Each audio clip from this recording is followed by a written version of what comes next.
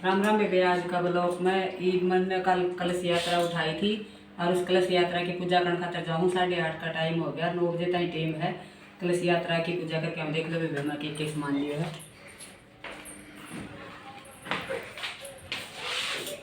ये धूपिया अगरबत्ती बेबे, माचिस, प्रसाद और ये है लौंग। आज लौंग की 108 फेरी होंगी। कल जो की हुई थी 108 फेरी काटनी पड़ेगी उसके बाद पे। और ये है पूरा मंदिर है हमारा बाबा को, छतरिया बाबा मोतीलाल को, तो उसमें एक बाबा की ले ली और एक वो मेरी कलश की ले ली और मैं कलश पूजा करने जाऊँगी। दोपहर है ना वो होगी श्री भगवत कथा, फिर 11 तक और 3 बजे तक वो भगवत कथा है। 11:30 बजे तक जाऊँगी तो 12 बजे तक शुरू हो जाएगी। 3 बजे तक 3 घंटा भगवत कथा होगी। सब सुन लियो बेबे, चलेंगे योगा हमारे इसमें तो दूर वाले से बता कौन सके सारी दूर वाले इसमें देख लियो बेबे। अपना ब्लॉग में आवेगी, जो भी होगा वो सारा आपने दिखाऊंगी। ठीक है ले गया है ना नारियल आई बात लगान जाऊँ हुआ भगवत कथा और आज सुने पाछोड़ा के थाना फिर दिखाऊंगी। ये हमारा ही माज है हमारे गाँव दूसरा दादी और तो जाली की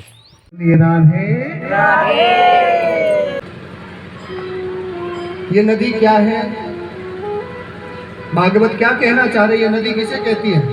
ये समय की प्रवाह बह रही है, इसको नदी कहा जाता है। और इसी नदी के किनारे, इस समय के किनारे पर कौन खड़ा है? एक उत्तम नगर।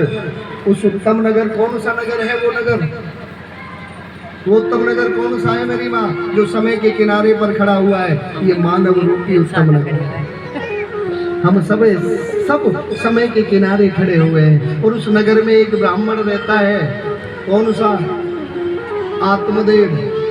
कौन है वो ब्राह्मण इस शरीर के अंतर्गत? आत्मा। आत्मा रूपी ब्राह्मण हर जीव के अंतर्गत है, हर मानव देह में है। वो उस नदी के किनारे पर उस नगर में रहता है, बड़ा ही विद्वान है। आत्मा तो विद्वान होती है कि नहीं होती मेरी माँ? कोई गलत काम करो एक बार बोलेगी अरे ये गलत है, ये ना करो, है? मन कहता है नहीं नहीं कुछ नहीं होता, कर लो, अब तो दुनिया कर रही है। जब भाई को कछू ना बुरो भय तो हमारे ही काम होगा। लेकिन माँ वहाँ देर है, अंधेर नहीं है। और जब उसकी लाठी बजती है ना तो उसमें आवाज नहीं होती मेरी माँ। बहुतों को गिरते हुए आपने देखा होगा। आपके सामने करोड़पति खाकपति हो गए और खाकपति करोड़पति बन गए। उसकी महिमा है, उसकी कृपा हो गई तो करोड़पति बन गए, और जब उसकी लाठी लगी तो रोड़पति बन गए। पता नहीं चलता मेरी बात। इसका मतलब है कि नाम रटते चलो काम चलते। उन्हीं की एक पत्नी है मेरी माँ, उनकी एक पत्नी है और उस पत्नी का नाम जानते हो आप क्या है? आत्मदेव जी की पत्नी धुंधली। क्या नाम है? धुंधली। देखिए आत्मदेव नाम का भी महत्व समझिए। नाम मैंने बताया ना, यथा नामो तथा गुण। नाम की महत्वता नहीं तो कुछ नहीं। आत्मधन देवस्य चाइति आत्मदेवः। जिसने अपनी आत्मा का मंथन कर लिया हो उसे आत्मदेव कहते हैं मेरी माँ। यानी कि आत्मा को जान लिया हो मेरी मैया, आत्मा को पहचान लिया हो उसे आत्मदेव कहते हैं। जिसे परमात्मा को जान लिया हो उसे आत्मदेव कहते हैं। और धुंधली जिसके जीवन में धूमल जमी हुई है, जिसकी बुद्धि पर धूल जमी हुई है, वही धुंधली है। इसलिए दूसरा चैप्टर आया धुंधली का। और हर जीव की पत्नी है, हर आत्मदेव की पत्नी है। इस आत्मा में हमारी पत्नी कौन है? क्या नाम है? धुंधली। किसे कहते हैं धुंधली? अभी बताया ना किसको कहा? इस बुद्धि को। किसको? ये बुद्धि जो है ये धुंधली है, ये हमें परमात्मा से दूर रखती है मेरी मैया। आज परमात्मा का नाम लेने का समय हुआ, भूख लगाई, अरे रहने से पीछे ले लेंगे, पहले रोटी खाए लें। आत्मा कहती है नहीं यार नियम टूट जाएगा। बुद्धि क्या कहती है? अच्छी ना हुए, एक दिन की तो बात है, कल फिर टाइम पे ले लेंगे। कहती कि नहीं कहती? तो ये बुद्धि हमें भ्रमित करती है। बुद्धि कहाँ है? माया को। और तुलसीदास बाबा कहते हैं प्रभुता पाही ताही मदना। माया लक्ष्मी ये एक ही रूप है। प्रभुता पाही ताही मदनाही। धन मिल जाए और अभिमान ना हो ऐसा संसार में कोई नहीं है। ये धन जो होता है, प्रभुता जो होता है, ऐश्वर्य जो होता है, जीव को कहाँ ले जाता है? मृत्यु के निकट। आपने सुना होगा वो फलाने के यहाँ डाको डाल दियो, वह आदमी मार गए और पैसा न ले गए। माया जीव को मृत्यु की ओर ले जाती है और भगवान जीव को मृत्यु से दूर लेकर के जाते हैं, मृत्यु से परे लेके जाते हैं। तो बड़ा कौन हुआ? माया या राम? भगवान। इसीलिए मृत्यु के पीछे क्या कहा जाता है? राम नाम। राम नाम सत्य है। और सत्य बोलो गति है। क्या है? गति है। गत्य नहीं, गति। गति। शास्त्र कहता है कि एक राम का नाम सत्य है और दूसरा सत्य बोलोगे तो क्या मिलेगी? सत्य। गति मिलेगी। इसलिए राम का नाम लो तभी गति है, अन्यथा गति नहीं। तो नाम रटते चलो, काम करते चलो, हर समय कृष्ण का ध्यान धरते चलो।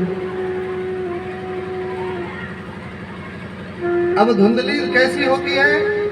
भगवान से दूर करने वाली, और आत्मा भगवान के नजीक जाने वाली। अब दोनों का संबंध तो अलग हो गया। अब पंडित जी क्या करते हैं? श्रेष्ठ पंडित जी, ज्ञानी पंडित जी नगर में रोज जाते, कहीं पूजा करते, कहीं पाठ। अकेले पंडित जी थे, नगर बड़ा था, टाइम ही नहीं मिला। जब पत्नी के पास पहुंचते हैं तो पत्नी क्या करती? एक लोटा लिया और जल भर के लेकर के द्वार पर खड़ी मिलती थी। पत्नी देखती थी 11 बज गए, पति का आने का समय। जल्दी से लोटा भरा, जल का लेकर के द्वार पर पहुंची। पति आया, अर्घ दिया, तब अंदर लेके आती है। कितनी अच्छी पत्नी है।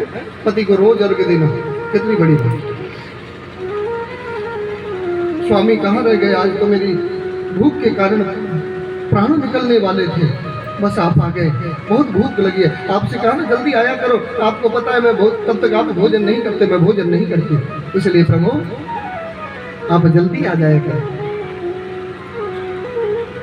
पत्नी बोला, पति बोले ठीक है देवी, वो मुझे थोड़ा कार्य में समय लग गया, कल से मैं जल्दी आऊंगा, चिंता ना करो, आप भूखी ना रहा करो, भोजन कर लिया करो। मन मन में पत्नी क्या कह रही है?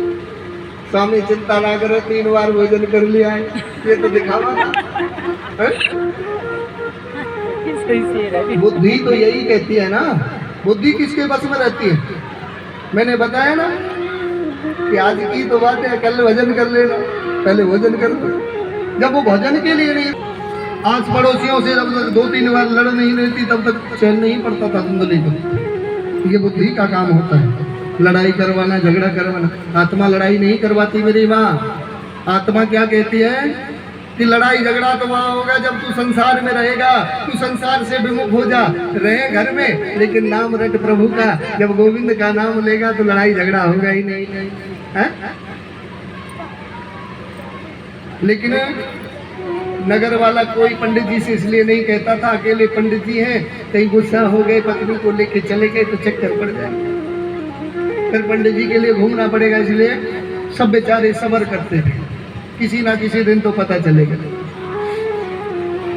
कभी ना कभी तो पंडितानी के भी ज्ञान आए। उस समय देखा पंडितानी ने प्रसाद बनाया हुआ था लेकिन तुलसी नहीं थी, भोग नहीं लगाया। पंडित जी ने पूछा देवी भोग नहीं लगाया? बोले स्वामी कैसे लगाती, तुलसी तो है ही नहीं। बोले सामने वाले से ले आती। अब कैसे कहें, सामने वालों से तो अभी लड़े हैं हम, कैसे लेके आएंगे? आस पड़ोस में तो ऐसा कोई नहीं जिससे लड़ते नहीं हो। बोले स्वामी आप तो जानते हो ना, मैं पर पुरुष का मुख नहीं देखती, इसलिए मैं किसी के घर नहीं जाती, आप ही ले आइए। पति देव गए, जाकर के तुलसी चयन कर रहे थे। मेरी मैया ध्यान दीजिएगा, तुलसी चयन, तुलसी कभी तोड़ी नहीं जाती। तुलसी क्या की जाती है? चयन की जाती है। जहाँ भगवान का भोग लगता है वहाँ ना तोड़ा जाता है ना काटा जाता है, ये दोनों शब्द अशुद्ध है। जैसे कहते हैं ना सब्जी काट लो, सब्जी नहीं काटी जाती। हमारी रसोई में सब्जी अवनिया की जाती है और तुलसी का प्रसाद लगाया जाता है। ठीक है, क्या की जाती है? सब्जी अमनिया की जाती है और अमनिया करने के बाद उन्हें धो करके बना करके भगवान को भोग अर्पण होता है। प्रसाद जब बन जाता है तब भोग लगाया जाता है, तब हमको वितरण होता है। बिना प्रसाद के हमें कुछ नहीं मिल सकता मेरे लिए। और घर में भी यही होना चाहिए। आपने बहुत जगह देखा होगा पतियों को कहते हुए, भाई प्रसाद बड़ा सुंदर था, वहाँ को प्रसाद बड़ा जोरदार बने। वो प्रसाद जोरदार नहीं होता, वो भगवान का भोग जोरदार होता है, क्योंकि भगवान का उसमें भोग लगा इसलिए वो प्रसाद बना। और प्रसाद बना तो भगवान के प्रसाद तो अच्छा ही होता है। घर में 2 रोटी खाते हैं, कहीं भंडारे में प्रसाद में चले जाते हैं तो अड़ जाते हैं, खाते खाते हटते हैं। बोले भैया घर तो 2 ही रोटी खावे, लेकिन भंडारे का प्रसाद तो बड़ा जोरदार मिले तो 6 खाएंगे। तो इसका मतलब भगवान का भोग अच्छा होता है। जब इतना अच्छा होता है कि पति ज्यादा खाता है और ज्यादा खाएगा तो खून ज्यादा बढ़ेगा, हैं? हेल्थ भी जल्दी बढ़िया रहेगी, ज्यादा खाएगा तो पत्नियों को चाहिए कि भगवान का भोग लगाने के बाद प्रसाद पति को अर्पण करें, जिससे पति की लंबी आयु हो। ठीक है। आज लेने के लिए गए, पड़ोसी सामने बैठा हुआ था, उसने देखा पंडित जी तुलसी चयन कर रहे हैं। एकदम पड़ोसी ने आकर के कहा, पंडित जी क्या हुआ, क्या आपके घर में तुलसी नहीं है? वो क्या बताएं भगत जी, तुलसी तो थी लेकिन सूख गई है। आपने देखा होगा ठंडियों में तुलसी सूख जाती है, और जिसके घर में हमेशा सूख जाती हो वहां पितृ दोष है, समझ लेना चाहिए। जहां तुलसी बार बार सूख रही हो वहां पितृ दोष होता है। तुलसी बोले कि भैया लगाई थी, जल भी देते हैं लेकिन सूख जाती है, पता नहीं क्या क्या करें।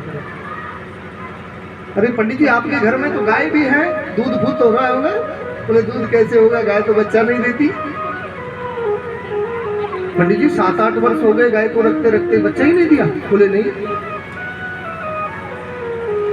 बोले जिसके घर में गाय बांझ है, गाय ब्याती ना हो, नबी ना होती हो और तुलसी का बिरवा सूख जाता हो, वहां पक्का समझ लेना चाहिए कि पितृ रुष्ट है 100%। और पंडित जी आप ही तो बताते हैं, कहते हैं जिसके संतान नहीं उनका दिया हुआ भोजन पितृ स्वीकार नहीं करते, और जब पितृ रुष्ट हो जाते हैं तो ये क्रियाएं हो जाती हैं। तो पंडित जी आपके पितृ रुष्ट हैं, क्योंकि आपकी शादी को भी बहुत दिन हो गए, आपके भी कोई बच्चा नहीं है। आत्मदेव जी के मन को बड़ा कष्ट हुआ और उन्होंने सोच लिया इससे तो मृत्यु अच्छी है। ये सोच करके निकल गए और जाकर के जंगल में प्रवेश किया। वहाँ एक तालाब पड़ा हुआ था, उस तालाब के अंतर्गत सोचने लगे इसी में प्राणों की आहुति दे देता हूँ, इसी में अपने जीवन को पूर्ण कर देता हूँ। इस जीवन का क्या लाभ जहाँ पर कोई संतान भी ना हो, और बिना संतान सुख के कुछ नहीं संसार, इसलिए इस जीवन का त्याग कर देना ही है। ये सोच बैठे बैठे सोच रहे थे, तभी एक संत का आगमन हो गया। कौन आए? एक संत जागे, और देखिए कैसे कृपालु संत है। कथम रोदसी विप्र काते चिंतावली असि। अरे विप्र क्यों रोते हो, ऐसी क्या चिंता है? ऐसी क्या चिंता खाई जा रही है जिसके लिए रो रहे हो? बोले क्या बताएं भैया, पूछिए मत। ऊपर देखा संत